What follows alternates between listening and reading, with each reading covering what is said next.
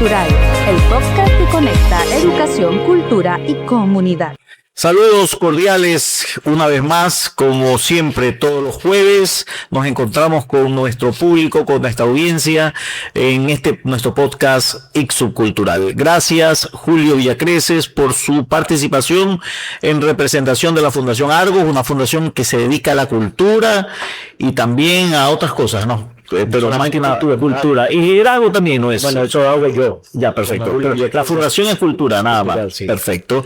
Y en esta ocasión tenemos la presencia grata presencia de un invitado especial, el doctor Leonidas Saltos, con quien vamos a conversar muchos temas desde el punto de vista jurídico y psicológico. El tema que vamos a tratar ahora es todo lo concerniente a violencia, ¿no? Violencia psicológica, maltrato psicológico. ¿Cuál sería el término? ¿Maltrato psicológico o violencia? Violencia psicológica. Violencia. Bienvenido, doctor. Muy buenas tardes, muchas gracias por la invitación, señor canciller, licenciado Julio.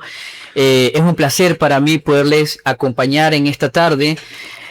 Hablar sobre un tema muy importante, primero porque es un tema que durante el tiempo en el que se ha creado este tipo penal que se le podría llamar, ha existido un auge y se ha evidenciado cómo el Estado como tal ha dejado un poco relegado el sistema judicial en cuanto a personas, puntualmente mujeres, hablemos porque es la mayoría de los casos en que sufren violencia psicológica y que de cierta manera estaban invisibilizadas con un tema de atención directa por parte del Estado. Entonces, para mí es muy importante que se puedan poner en la mesa este tipo de análisis, debates, si podríamos decirlo de alguna manera, o de información más que todo, de cómo se maneja este tipo de delitos y cómo está concebido por parte del Estado ecuatoriano frente a la protección judicial a víctimas de violencia de género como tal. Doctor, permíteme, Julio, empezar. Siga.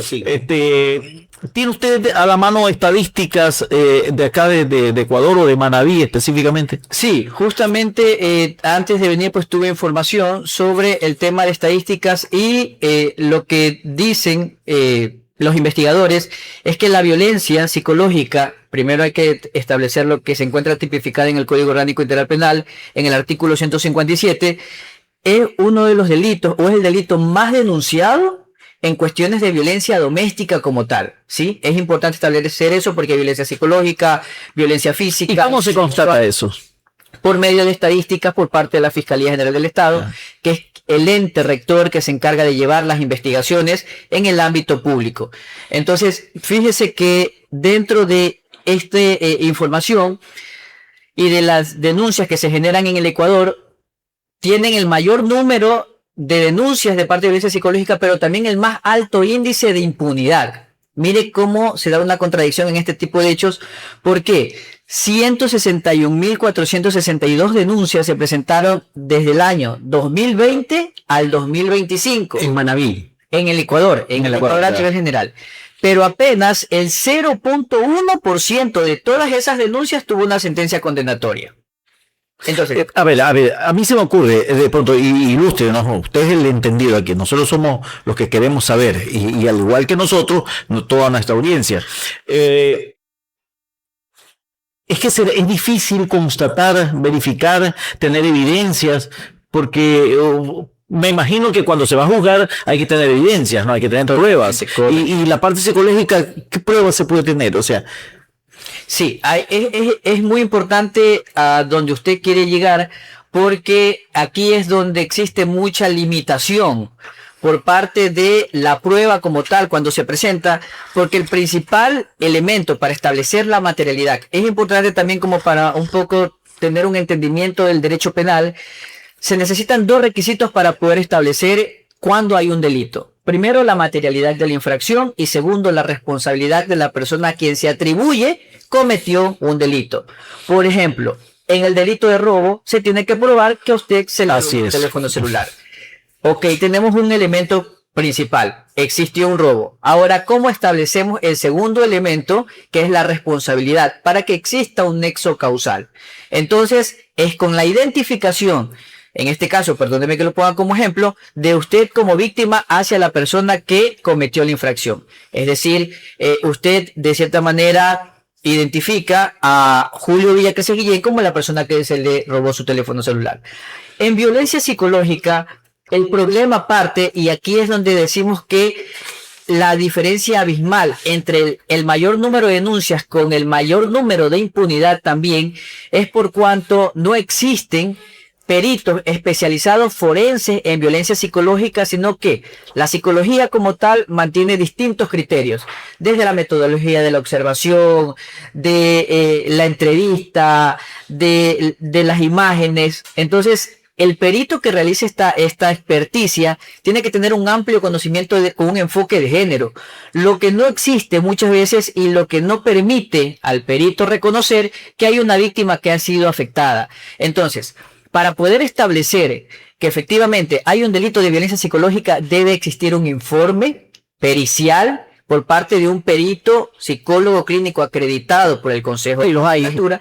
Existen. A nivel del país, también esto es un déficit de falta de personal, de talento humano, porque a nivel del país existen 65 peritos acreditados por el Consejo de la Judicatura que responden a la Fiscalía General del Estado a nivel nacional que atienden estos casos. Imagínense, 65 peritos para, pongámosles nuevamente el ejemplo de las denuncias entre el 2020 y 2025, 161.462 denuncias.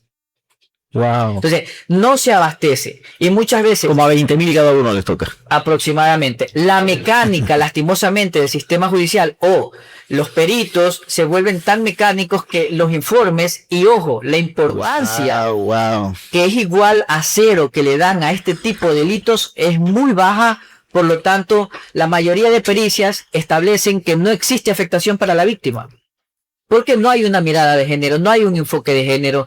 Entonces, lo que se dice es, no, la víctima no tiene afectación. ¿Y qué hacen? Archivar el caso. Y no hay una respuesta a esa víctima que de cierta manera posiblemente sí tenga una afectación, pero no hay un criterio unificado, ni procedimientos, protocolos que permitan establecer que para los delitos de violencia psicológica existe una línea de atención diferenciada para las mujeres que han sufrido. Una pregunta, ¿quién paga el peritaje? Cuando el peritaje se hace a la víctima, el Estado lo paga por medio de los peritos que son acreditados por el Consejo de la Judicatura y que trabajan directamente para la Fiscalía General del Estado. Ya, perfecto. ¿Esta deficiencia es falla de la Fiscalía o falla de la Corte, que no los jueces?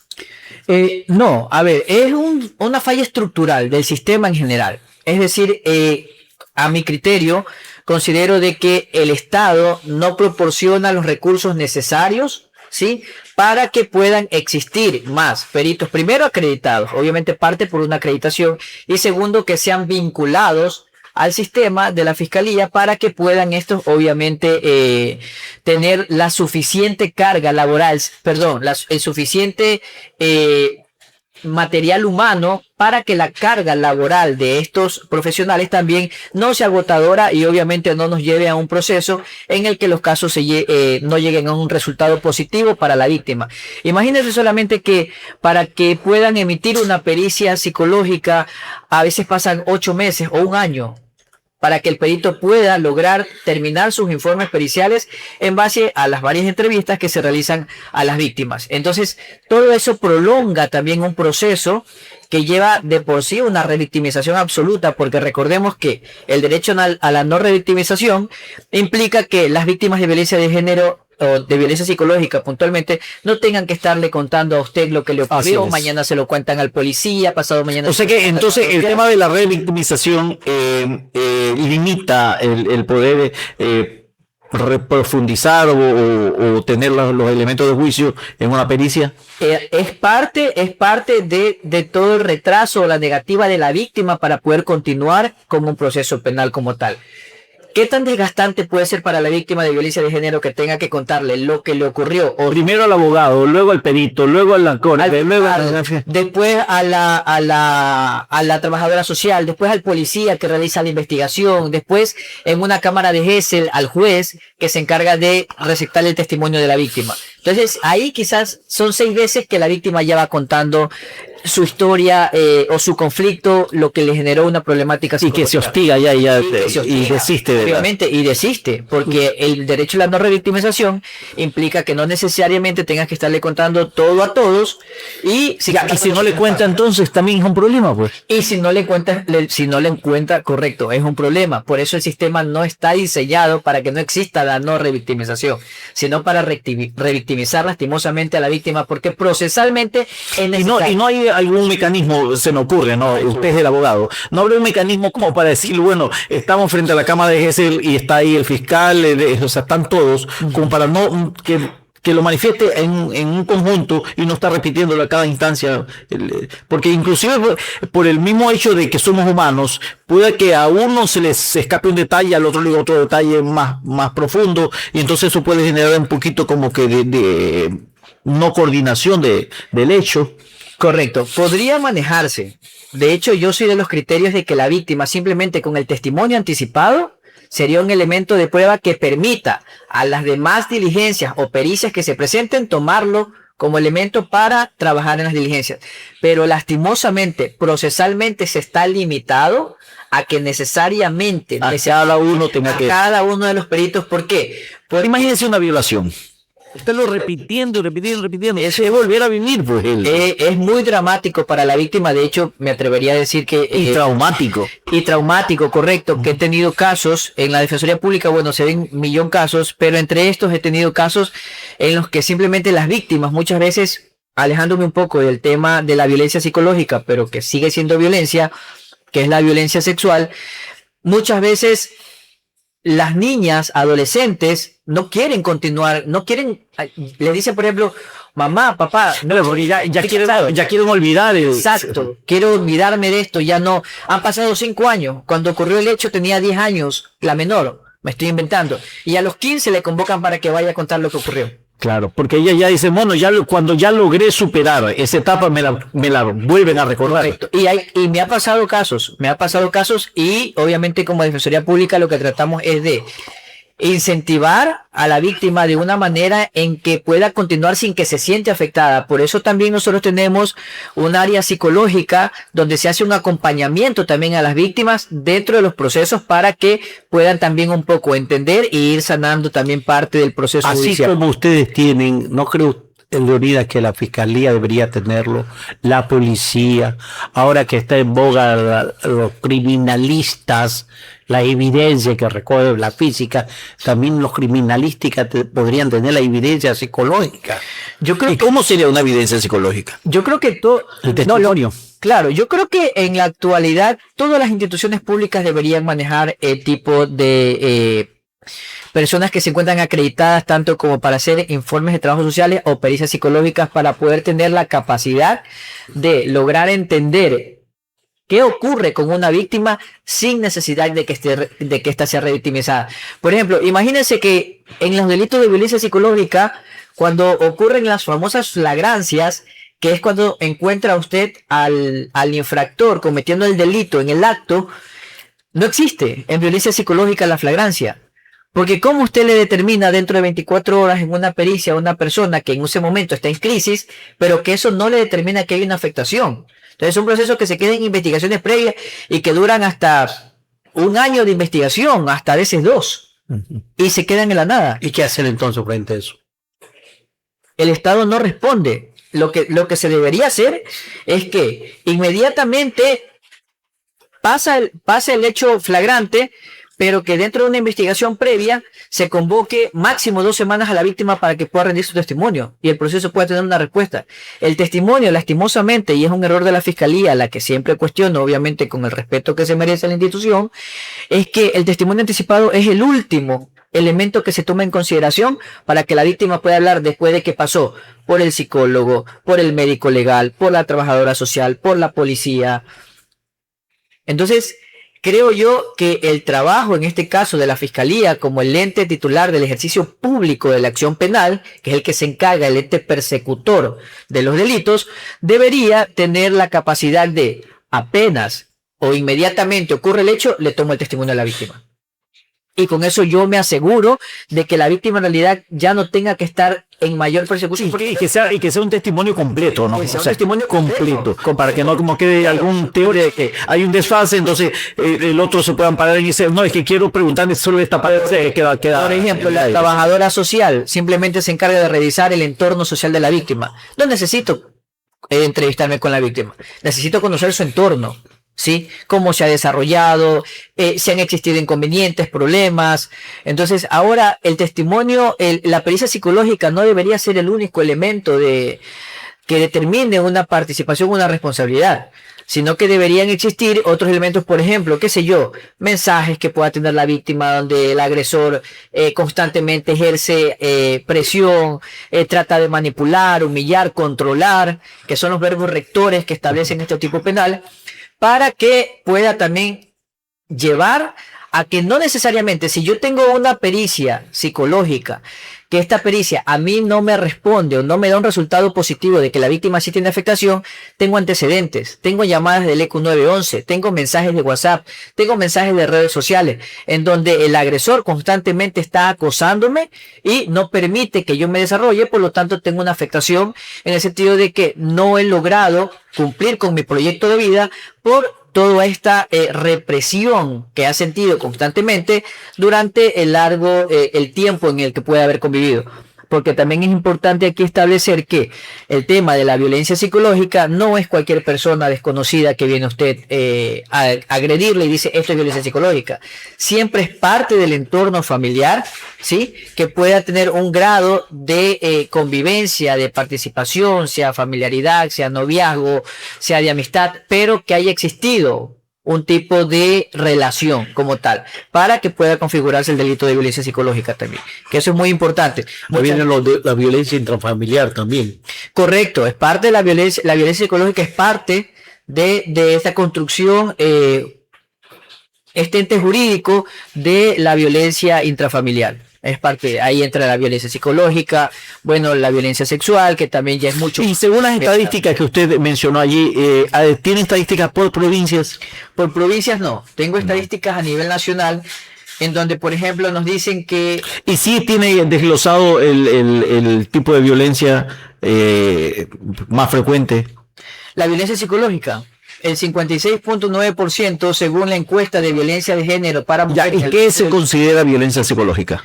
La violencia psicológica es toda afectación o menoscabo al derecho. Demos ejemplos. Humillaciones constantes.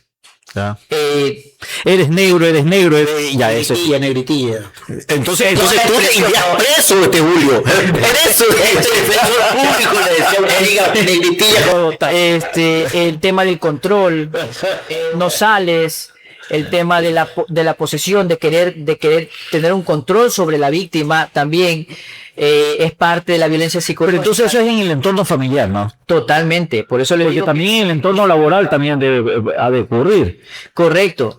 Por ejemplo, mire, comete el delito de violencia psicológica la persona que busca degradar o controlar acciones, comportamientos, pensamientos, creencias y decisiones mediante amenazas, manipulación, chantaje, hostigamiento, humillación o aislamiento. O, aquí lo deja mucho más abierto, cualquier otra conducta, cualquier otra que cause una afectación psicológica contra la mujer o miembro del núcleo familiar. Eso también ocurre con las sectas. Y entonces un hombre. Correcto. Ahí está en desventaja, pues. No, porque le dice contra la mujer o miembro del núcleo familiar. Usted también es parte del miembro del núcleo familiar. Entonces era contra todos, fue. Por eso le dice bien la mujer. No, es que la norma es clara. Contra la mujer o miembro del núcleo familiar. En el miembro del núcleo familiar entra esposo, hijos, abuelos. Pero prioriza ahí, le pondera más la mujer. Prioriza la mujer. Porque históricamente ha sido... Discúlpeme. Pero yo en los actuales momentos veo que son las mujeres más violentas contra el hombre. Y el hombre por vergüenza, por timidez, por ridiculización, no denuncia. Existen denuncias, no hay poquísimas, pero poquísimas, claro. Entonces eso, yo sí me atrevo a decir, y mire que puedo ser cuestionado en las redes sociales, pero yo sí no hay una igualdad total. Pero porque el hombre calla.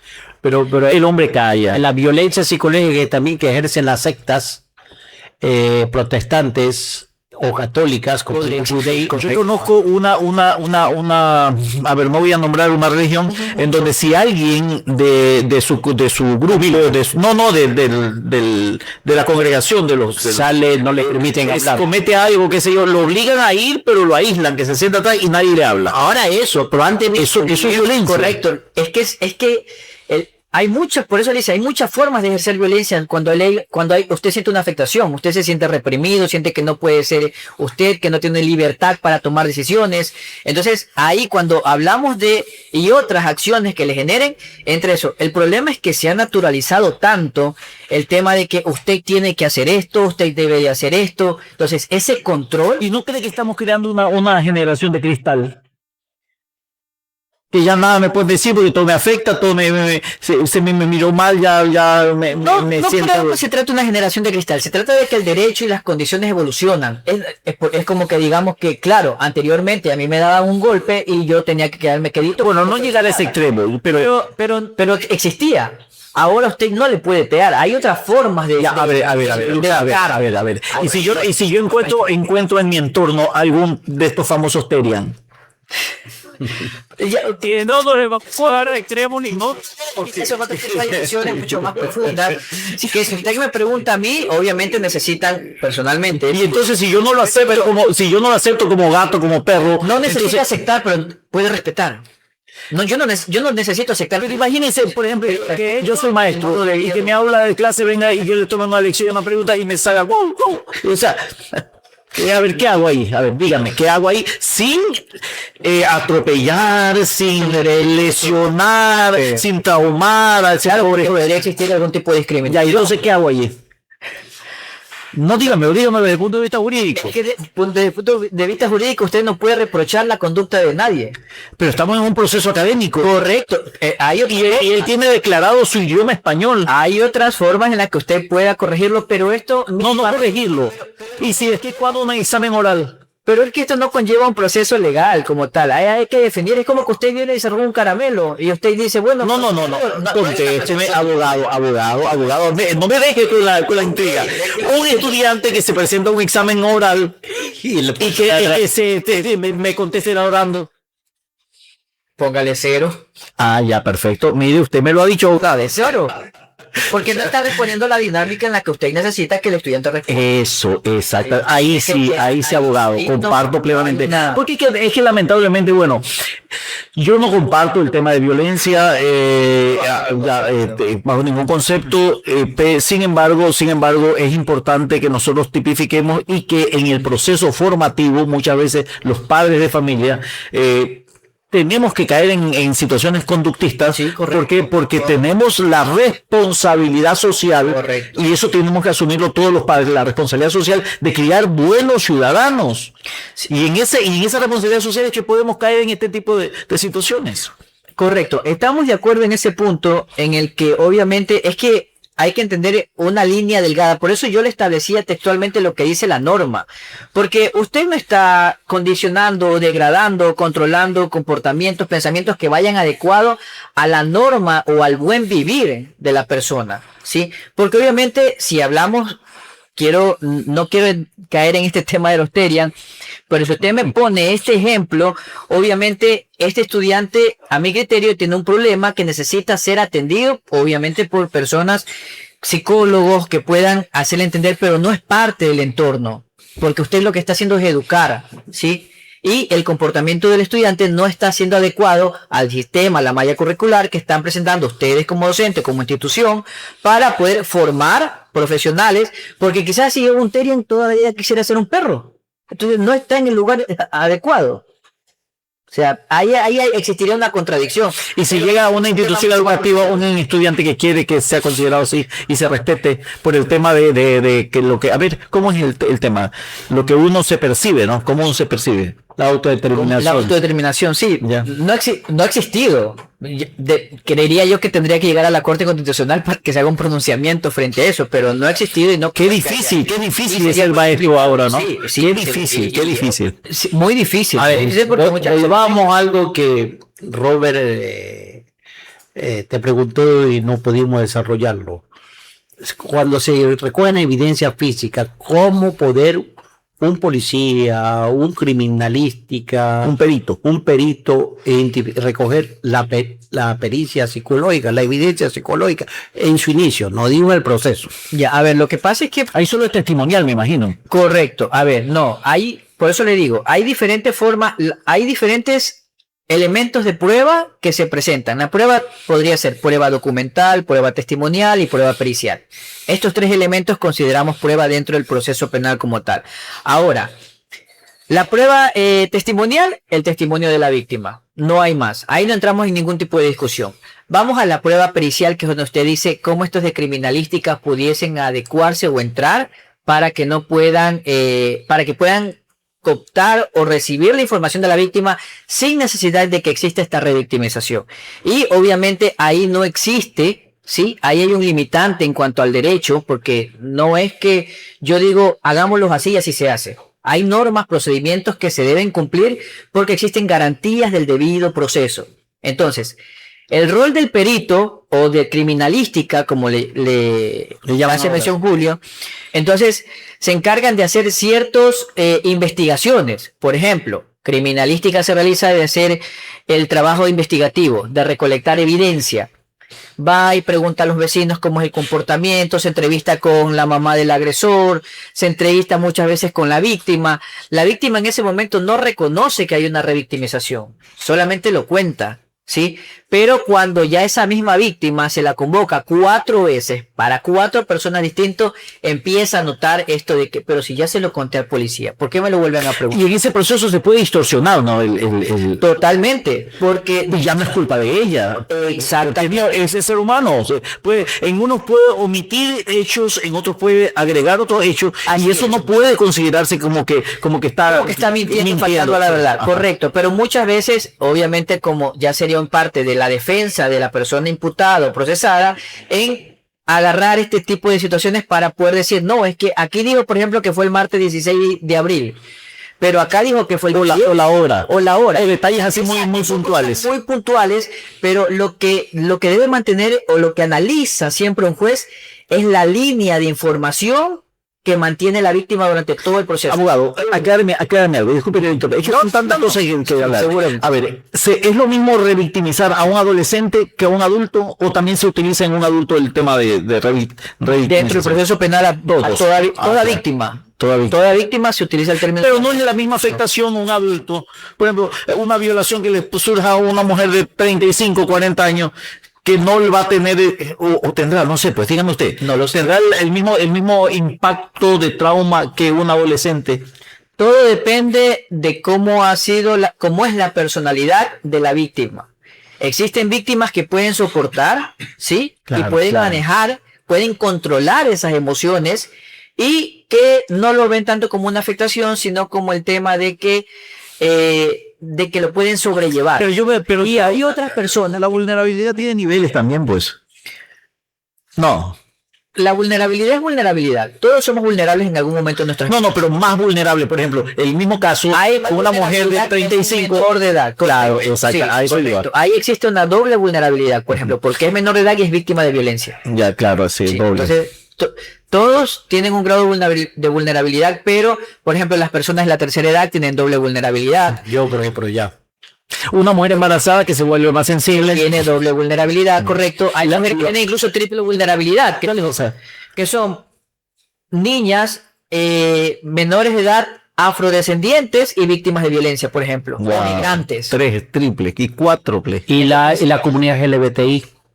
También Es vulnerable. es totalmente vulnerable, son mucho más expuestos a la violencia, en donde obviamente por el grado de... Pero ya culturalmente se ha disminuido, ¿no? Totalmente. Y va a estar el pobre, feo, terrible. No, pero a ver, las estadísticas han determinado que tanto hombres como mujeres con mejor aspecto físico son los que más proclives al tema de ser gay. Bueno, no sé si científicamente esté probado eso, la verdad. No, hay que ver las estadísticas. O sea, está en el cromosomas, nacen, no se hacen, ya está. Ah. Influye el ambiente, sí, pero el que es gay o lesbiana ya está demostrado científicamente que está en el ADN, el cromosoma. Entonces, el ambiente es genético. Bueno, Y la ese es otro tema. Busque un buen panelista y lo traemos. Y no sé si el doctor quiera también. Leonidas sabe todos los temas. Lo que pasa es que No, pues ahí tendríamos que hablar con un genetista, ¿no? genetista, entonces eso. Y- Pero bueno, en sí lo, bueno, yo quiero un espacio para oír a Leonidas declamar literatura, poesía, esto pura derecho ahorita. Bueno, ese es otro tema.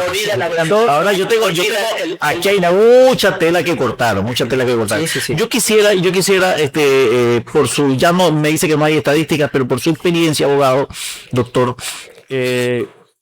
¿cuáles son los casos más comunes de esta violencia? pero como de la violencia o de delitos. De los delitos de violencia. La mayoría de casos son casos de, al menos los que manejo dentro de la institución, son casos de violencia sexual Ya. y violencia psicológica. Acoso sexual. Violencia sexual en toda su generalidad, sea violación, sea estupro, sea abuso sexual, sea hay otro tipo penal que se creó no hace mucho tiempo, que tiene muy poco tiempo, que dice contacto con menores de edad por medios electrónicos con finalidad sexual. A ver, hablemos de eso, de la parte de la técnica de redes sociales. Nuevo. Claro. Entonces, por ejemplo, yo pongo una publicación y me manda un mensaje grosero ahí. ¿Es violencia? Depende de un mensaje grosero, no sé cómo podemos. Por ejemplo, a ver, que genere violencia, con un lenguaje que genere violencia. Por eso le digo, no genera violencia. Ya, a ver, por ejemplo, sale aquí la amiga Andreita y sale con una persona afrodescendiente a los lados, tú compartiendo una copa o en clara señal de que son pareja.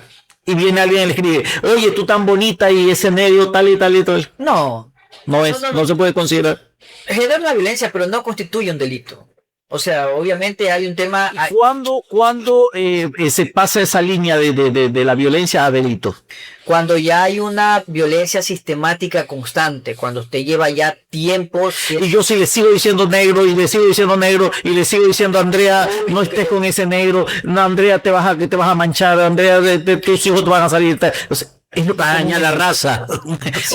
Ya es el Pero por eso, primero que seguramente tienen un grado de afinidad. Y si por ejemplo es que fuera la mamá de Andrea, por ejemplo, que le diga si Andrea o le dice al novio, al negrito, el negrito, el novio, ¿le puede denunciar a la madre?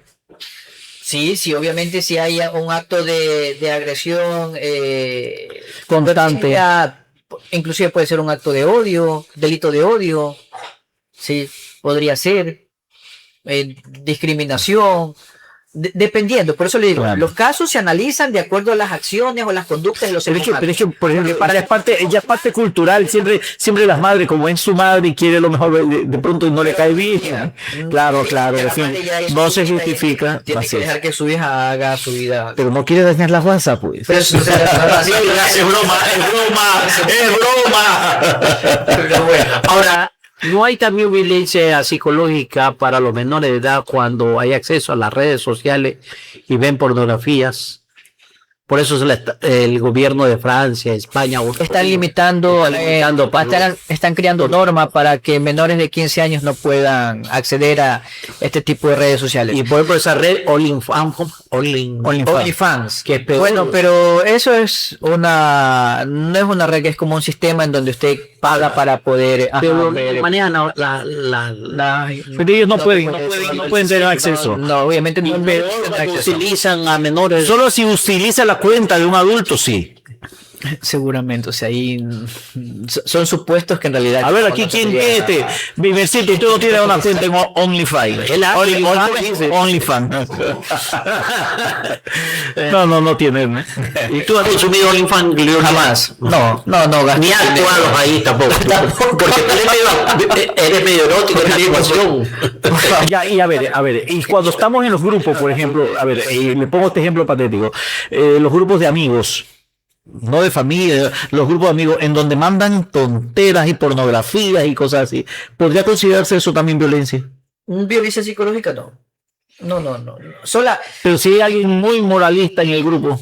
A ver, quiero dejar claro algo en el panel como tal. solamente ocurre la violencia psicológica cuando usted tiene una afectación, cuando ese accionar de esa persona constantemente le ocasiona una afectación a usted. Es decir, por ejemplo, todos los días, volvamos al ejemplo de, no quiero decir de la persona afrodescendiente, pero supongamos que estamos todos los de la región andina o una persona indígena que constantemente que el indígena, entonces esa constancia, esa humillación, o el cholo que se sienta ofendido constantemente, para usted va a decir el cholo si naciste en Manta, entonces el Manta, o sea, no, le digo una cosa, nosotros los de la costa somos como más resilientes ante eso, ¿no?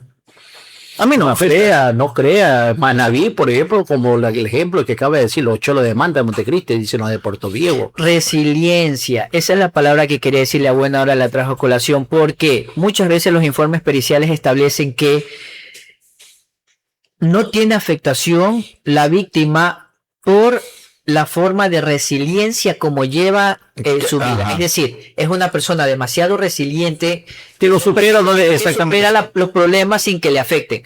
Ocurre, claro que ocurre, pero hay otros casos en los que no ocurre. Por eso le digo, todo va a ver, abogado, imagínese, usted como juez tiene el mismo caso en dos personas, una resiliente y otra no resiliente.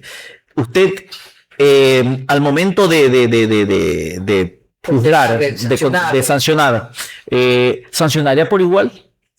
Dependiendo de los elementos. Una persona que el mismo hecho en dos escenarios distintos, pero el mismo hecho, pero una persona lo superó, no le afectó, está normal, y la otra sí está traumada, se ven datos, huellas de traumas psicológicos. Sí, es que obviamente no sancionaría. La sanción no sancionaría a la persona resiliente. ¿Por qué? Porque no me está demostrando que hay un delito o una afectación. Porque me está diciendo jurídicamente no se. Entonces juzgarían es la afectación, correcto, y no el hecho. No, se juzga la afectación, por eso el delito de violencia psicológica para mí es un delito de resultado. ¿Qué quiere decir? Pero es que el nivel de afectación es difícil. Porque el resultado lo veo con el informe psicológico. Y si el informe psicológico me dice, la víctima está devastada, no puede soportar más, tiene problemas, entonces hay una afectación. Pero usted no me está diciendo que hay poco de perite y que no llega realmente. Sí, correcto. No llega, que no hay la confianza en los informes periciales. No quisiera decir eso porque sería entrar en un problema quizás mucho más fuerte, pero podría ser de que no hay confianza en los informes periciales. Podría ser, ¿sí? Entonces, no confían. ¿Por qué? Porque la historia dentro del trabajo a usted le permite entender por qué este informe sí salió con un resultado positivo y por qué este informe salió con un resultado negativo. Si ambas son víctimas. Entonces, claro, depende. Por ejemplo, hubo una vez que un perito hizo el análisis de la víctima de cómo estaba vestida y digo, pero si está bien vestida, yo no veo que su presencia denota tranquilidad. O sea, y eso a mí me pareció tan chocante, por decirlo de alguna manera, porque entonces yo necesito ir con harapos para que vean que eso, para que determinen que tengo una afectación, y no es así. Ya, y dígame una cosa, y por ejemplo cuando las señoritas, y también puede ser los hombres, pero en este caso le voy a poner el ejemplo de las señoritas, que a veces se visten como demasiado provocativas o mostrando mucho. No me digas, eso no existe. ¿Cómo no existe? Eso no es un tema que entra en discusión. O sea, no puede ser un causal para que provoque. No debería ser un causal, pero sí lo es. Es que ahí ya depende del accionar, porque usted puede ver es como cuando usted me diga que lo que pasa es que la violaron porque ella andaba con una faldita provocando. No, le pregunto, es porque sí, no me voy a sentir culpable, le pregunto. No debe ser ninguna causal de provocación de nada. No, para nada. No, bueno, si quiere, la jurisprudencia no existe eso. Ante el delito, perdón, un hito, antes de continuar para terminar la idea. La Corte Nacional de Justicia en el 2023 sacó un manual de perspectiva de género donde este tipo de estereotipos a los que ha hecho referencia, entiendo por curiosidad, como para saber cómo se maneja el sistema judicial, están totalmente obsoletos y no tienen cabida a nadie. ¿Se puede considerar que una mujer viola a un hombre? Claro. Perdón. No creo que exista violación de una mujer o un hombre. Bueno, había sentencia ya con respecto a eso. Aquí en el Ecuador no creo. Sí. No, Pero si yo no quiero, y no quiero, y me encierra y me saca la ropa y Aquí en jurisprudencia se llama violación inversa. Ya. Y no es algo que esté establecido en Oye, aquí Ecuador. por tu Dios no voy a dar el nombre. No, porque- se da cuenta, entonces nosotros los hombres estamos en desventaja. Lo que pasa es que podría ser, pero eso es un tema que ya sería materia de discusión de otro tema que es muy interesante. Porque el delito de violación le dice a usted que la violación es el acceso carnal, total o parcial, del miembro viril por dedos u objetos, tanto por el ano o como por la vagina de... Pero se da cuenta, entonces, Tendría que introducir, excepto que la mujer teniendo relaciones con usted quiere introducirle algo por su ano y obviamente no, que yo- sea la fuerza, claro. entonces constituye violación. A ver, Ahora sí. A ver, Leonidas, ya en serio. Aquí yo conocí, no me voy a decir el caso de quién no ganó. Diótima Mendoza Robles, que en paz descanse. Ella defendió a un niño menor de edad, un adolescente menor de edad que tenía 16 años, 15 años, y ella tenía 17 años. Que hizo sexo oral a un cura. No, A un chico. a un señor, chico, o sea, la chica tenía 17 años y el chico tenía 15. Ella lo denunciaba por violador. Pero tenido relaciones sexuales. exactamente. En cambio, Diótima demostró que el que había sido violado era el chico. era el chico. Incluso por la jurisprudencia impune infante y impune adulto. Y eso fue hace 8 años y fue no ¿Y más. cuántos años tenía Porque el ella? terremoto ya tiene 10 años. ¿Cuántos años tenía ella? 17 Y el niño tenía Era una adolescente 14. infractora. Claro, y el niño tenía 15. Y él fue denunciado. Lo que pasa es que ambos padres eran abogados, tanto el chico como la chica, lo acusados. Pero ganó el defendido de Diótima. Tendría que revisar, no creo que podría haber sido abuso sexual, otro delito, pero violación, estoy seguro que no fue. Estoy seguro. O sea que entonces solo el hombre viola a la mujer, nada más. Por eso, No hay rival en el la mesa. excepción de la regla es que obviamente... Y en los Estados Unidos una profesora también fue condenada porque violaba a un alumno. Claro, habría que analizarlo. Y habría, a ver, Pero en Ecuador- algo de lógica tiene lo que dice el doctor, porque entonces para que se produzca el hecho de violación, el hombre tiene que, porque el hombre es el que penetra, pues entonces. Correcto, dice entonces, el acceso entonces, total. si yo estoy acusado de violar, pero había violación. La violación psicológica y emocional de una mujer frente Pues, violación psicológica, había No, pues violencia pues, psicológica. Violencia, sí, ahí sí estamos. Ella lo acosó pues, hasta el chico, que tenía era todavía un niño prácticamente, 15 años. Podría ser que el hombre se desarrolla más lentamente y la mujer de 15 años y es como una mujer de 18 años, Sí. ¿no? Entonces, Podría haber sido violencia psicológica, pero no sé. y en Argentina también ganó puede haber sido. otro juicio, una profesora también, ¿no?, de universidad. Y aquí en Puerto Rico, Universidad Técnica de Manaví, en la Facultad de Medicina, también hubo una denuncia de una doctora que violaba a sus alumnos, los citaba a su consultorio de noche. Igual. No sé. Tendría que analizar, no quiero hablar de... El doctor Raúl García tiene mucho, sabe de ese caso, de esa generación. Bueno, al parecer ya cuando se tocó ese tema, pues como que ha despertado bastante interés y bastante comentarios, ¿no? Definitivamente, doctor, Parte del debate. hay muchos temas que generan polémica, para esto es importante que la jurisprudencia, y más que la jurisprudencia, el sistema judicial y la parte legal, todas las leyes estén completas, ¿no? Que estén completas, que haya concordancia, entonces que no dejen ningún espacio para la subjetividad, y entonces ahí se podrá de una u otra manera pues actuar ya con rectitud de procedimiento. Pero antes de terminar, como decía un amigo mío en Esmeralda, el comandante Chiribo, ¿pero qué hacer, pues? ¿Cuál rol va a tener la academia para evitar que nunca va a tener tantos peritos? Entonces, ¿qué hacer con los futuros, la formación de los futuros abogados, la formación de los futuros psicólogos, la formación de los futuros... La educación, definitivamente. Y aquí el fortalecer la familia, fortalecer la formación de los criminalísticas con respecto a la violencia, tenemos. a violencia psicológica. ¿Qué hacer? ¿Cómo hacer? Bueno, eso es un tema un poco más, creería yo, político estatal. ¿Por qué? Porque cuando existe la voluntad política, existe todo esto que usted quisiera plantear. Ahora, ¿qué creería yo que pudiese existir? Por ejemplo, que haya muchas más escuelas de formación para psicólogos peritos acreditados por el Consejo de la Judicatura. Por ejemplo, que el Consejo de la Judicatura abra un tipo de escuela constante, de formación constante, para peritos con enfoque de género, por ejemplo. Entonces, ahí tendríamos una línea. Eso sería una tecnología también, pues. Una tecnología forense sería eso, ¿o no? No, no necesariamente una tecnología. Bueno, los peritos psicólogos trabajan mucho con temas de test.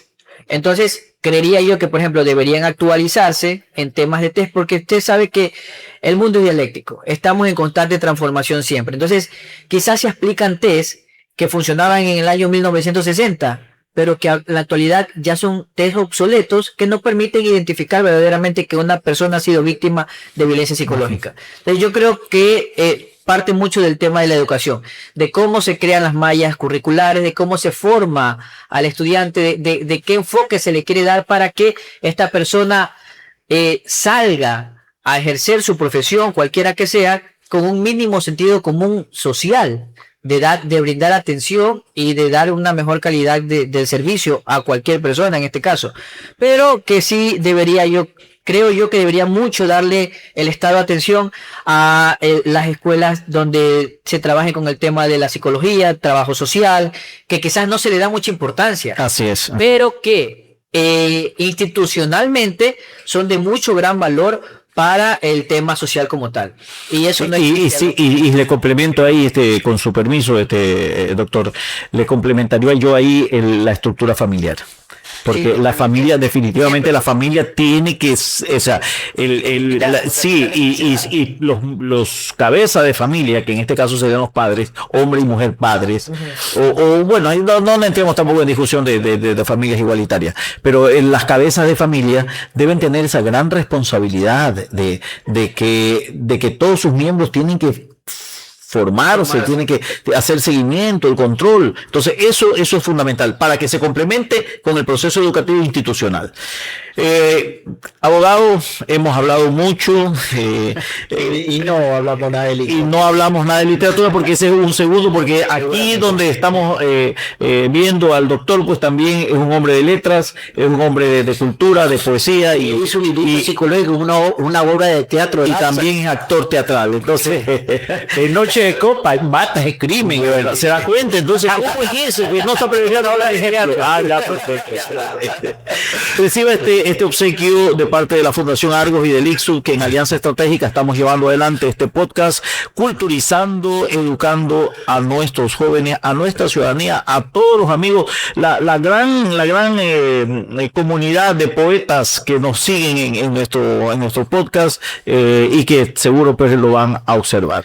Muchísimas gracias, señor canciller, el licenciado Julio. Bueno, para mí está además decirles que ha sido un placer compartir este espacio de un poco desde la experiencia como abogado, como defensor público, para dar estos elementos que son muy importantes y que son mucho más comunes de lo que creemos, y que quizás muchas veces no reconocemos. Que estos espacios sirvan obviamente para educar, para reconocer y para poder aprender un poco más de cosas que quizás no lo vemos en el común del día. Entonces, muchísimas gracias. Espero que podamos poder seguir compartiendo.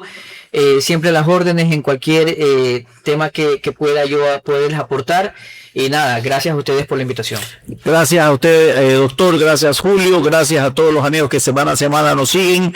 Y aquí estamos trayendo temas de interés para la colectividad ecuatoriana y mundial. Fuerte abrazo a todos, y la próxima semana nos veremos con un nuevo tema, un nuevo invitado y un nuevo aprendizaje para todos. Y fuerte abrazo. La nueva temporada. Y se nos acerca, sí, ojo, ya estamos anunciando la tercera temporada de este podcast, que la inauguraremos en junio, en conmemoración de los 30 años de creación del ITSU, de esta su casa de estudios. Fuerte abrazo a todos.